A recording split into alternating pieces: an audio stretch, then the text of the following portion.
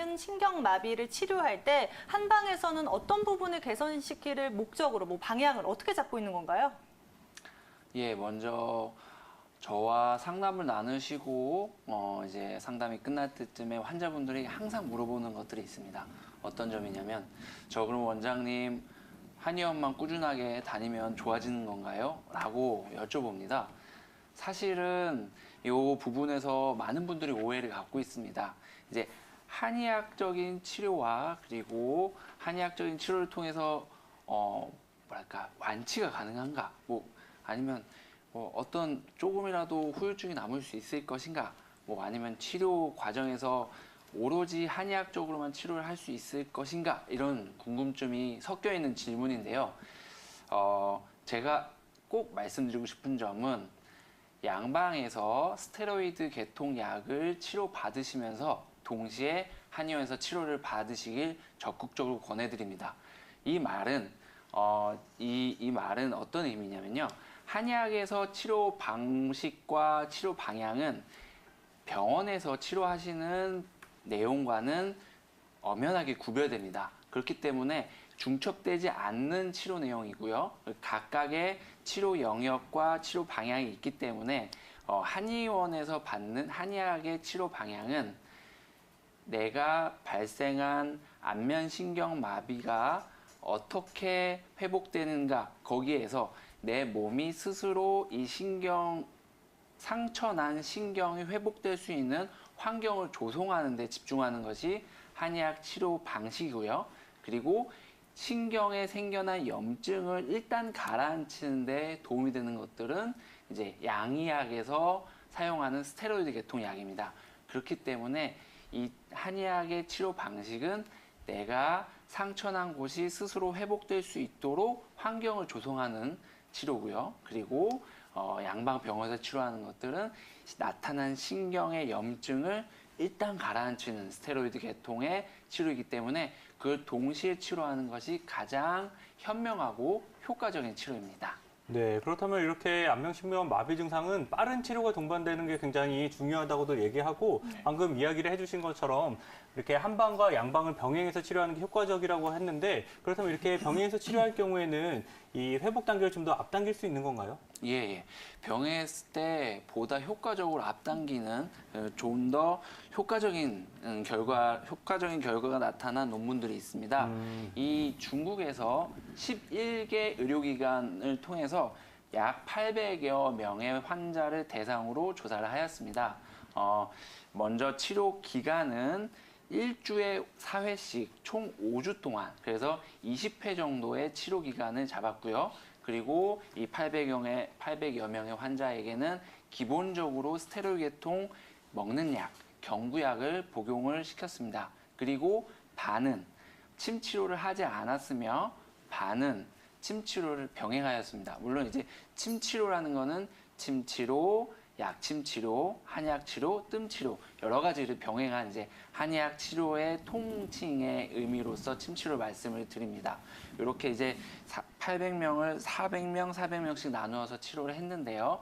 먼저 일반적인 예후를 설명을 먼저 드릴게요. 이제 구아나사가 왔습니다. 이건 어디까지 중추성이 아니라 말초성, 우리가 흔히 말하는 구아나사가 왔을 때 보통 호전도를 느끼는 경우는 85%입니다.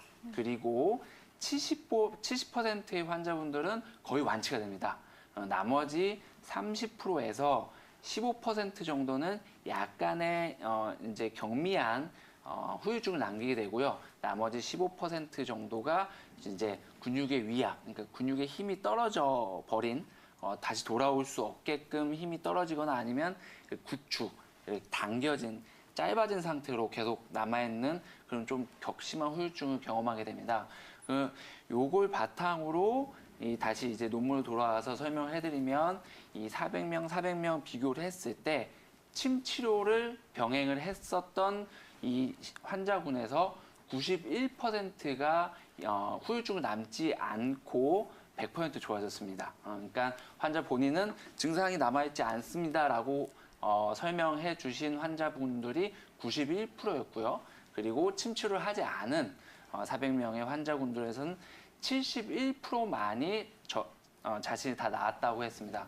그렇듯이 똑같이 양방 스테로이드 계통 약을 먹은 상태에서 침치료를 했을 때는 91%의 완치율, 그리고 침치료를 안 했을 때는 71%의 완치율이 나타났기 때문에 이는 침치료를 했을 때 더욱 효과적인, 그리고 후유증을 남지 않는 치료가 이제 가능하다고 볼 수 있는 거죠. 네, 그렇다면 뭐 양방과 한방을 병행한 치료 방법이 아무래도 증상 개선의 속도를 낼 수 있지 않을까 싶은데요. 이와 함께 치료의 골든타임 정말 중요하다고 앞서서도 성호 씨가 말을 그쵸. 했잖아요. 그런 만큼 증상의 조짐이 딱 보이기 시작할 때 치료하는 것과 그렇지 않은 경우에 이 증상 개선의 속도의 차이가 클까요? 예, 제가 오늘 가장 강조해드리고 싶은 점이 이 점입니다. 네. 많은 분들이 이제 신경외과나 내과에서 이제 먹는 약이나 주사 치료를 받고 거기서 1-2주 정도 치료를 받으신 다음에 한의원에 오시는 경우가 많습니다. 예, 이렇게 2주 정도 지난 후에 침치료를 하는 경우와 이제 내과에서 양약을 복용하시면서 바로 동시에 침치료를 하는 경우, 이 두 가지를 비교를 했을 때 이 두 가지 비교를 한 논문도 이제 나와 있습니다. 이제 그 대한치과의학회에서 2016년에 이제 증상이 나타난 이후에 똑같이 이제 경구약을 복용하시면서 3일차에 침치료를 하신 분들, 아니면 10일차에 침치료를 시작하신 분들, 이렇게 나뉘어서 조사를 한 경우가 있습니다. 3일째에 침치료를 시작하신 분들이 워낙 압도적으로 효과가 좋았습니다. 뭐 거의 30% 이상의 치료 속도와, 그리고 15% 이상의 이제 후유증 차이가 나타났습니다. 이렇듯이 어떤 양방 치료를 마치시고 나서 침치료를 하실 필요가 전혀 없습니다. 좋은 치료가 있고요. 좋은 치료가 각각의 역할이 있기 때문에 이 좋은 치료는 같이 시작하시는 게 가장 현명합니다. 그렇듯이 이제 혹시라도 뭐 주변에서 그거 같이 하는 거 그렇게 좋지 않을 수도 있어 라고 말씀하실 수도 있겠지만, 정확하게 같이 초기에 같이 시작하시는 것이 훨씬 좋은 효과를 나타낼 수 있으니까요. 혼돈하지 마시고 바로 치료를 시작하시는 것이 좋습니다. 네, 이렇게 평상시 관리부터 말씀을 드리겠습니다. 먼저 혈압을 주기적으로 체크하는 것이 좋겠죠. 왜냐하면 혈압을 주기적으로 체크함으로써 내가 병원에 가야 할 상황인지 아닌지부터 먼저 체크를 하시고요. 그리고 평상시에 만약에 이유가 특별하게 과로하지 않거나 뛰지 않았는데도 불구하고 가슴이 뻑뻑하면서 심박이 평상시와 다르게 순간적으로 빨리 뛴다든지 아니면 순간적으로 느리게 뛴다든지, 그런 이제 심박수에 관련된 것도 자주 좀 체크를 부탁드립니다. 그리고 그런 이제 이상 증상이 나타났을 때는 병원에 가셔서 정확한 진단을 받으시는 것도 좋겠고요.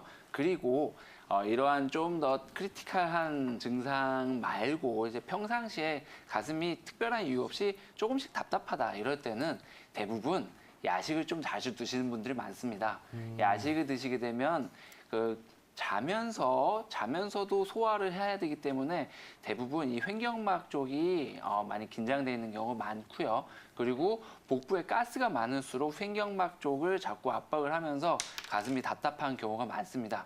그렇기 때문에 자신이 야식을 좀 즐겨 하시는지도 좀 체크를 부탁드립니다. 그리고 평상시에 한방차 통해서 이제 가슴 답답한 거를 좀 개선하고 싶다면은 먼저 도라지차 내지는 계지차 내지는 이제 과루인이라고 하는데요. 이제 그 천화분과 과루인이 같이 병용을 사용을 합니다. 이런 과루인 차들이 이 흉부내에 이제 노폐물을 배출시키는데 좀 더 도움이 되거나, 아니면 이 흉곽의 인대나 아니면 이제 근육들을 좀 더 부드럽게 하는데 도움이 되기 때문에 이 길경차, 과루인차 아니면은 계지차, 이런 차를 좀 즐겨 드시기 바랍니다. 그리고 한의원에 오셔서 치료를 받으실 때는 일단 이 흉격 부분의 근육들을 저희가 적극적으로 풀어드립니다. 그리고 아까 김 원장님께서 말씀하셨듯이 내부에 담음 또는 식적이 있다면은